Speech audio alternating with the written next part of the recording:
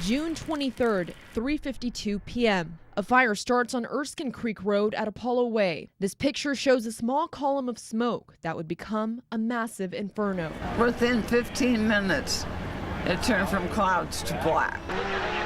4:22, the fire grows to 200 acres. Firefighters expect it to burn to the top of Cook Peak, then stop. But 15 minutes later, disaster strikes. The mountain was on fire and it was spreading very rapidly. Winds pushed the fire over the hill towards Squirrel Valley. I looked up there at Cook Peak, and as the fire came over the ridge, it just came down onto McRae Road. Within an hour, 600 acres have burned. 10 buildings were destroyed. Shortly after, the call is made to start massive evacuations in these areas. And at 6:36 p.m., the true magnitude of the fire sets in. Between 20 and 50 buildings have burned, most of them homes. It just looks like a war zone. It's terrible. By the end of the night, more than 100 buildings and 7,000 acres have burned. Day 2, 7:43 a.m.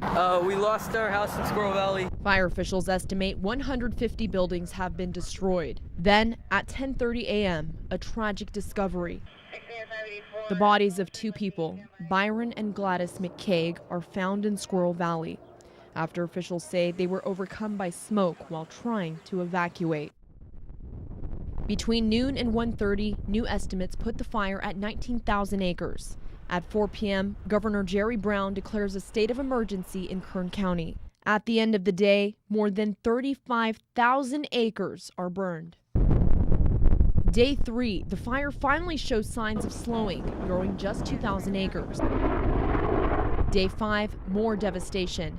New estimates show 250 structures have burned, including 200 homes, and the fire has grown to 45,000 acres.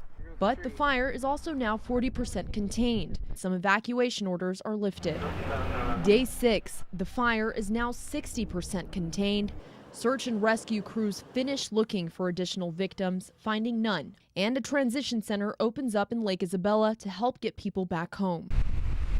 Day 8, the fire is now 70% contained and all evacuations are lifted. I just come back to see if my house was still there, and I looked around and there was not one thing messed up.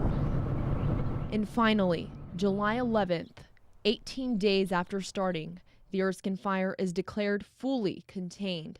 In total, 285 homes were lost, more than 48,000 acres burned, 2 people killed, and 3 firefighters hurt. Do you think that, your neighborhood will rebuild, your community will rebuild? Oh yeah, no doubt in my mind.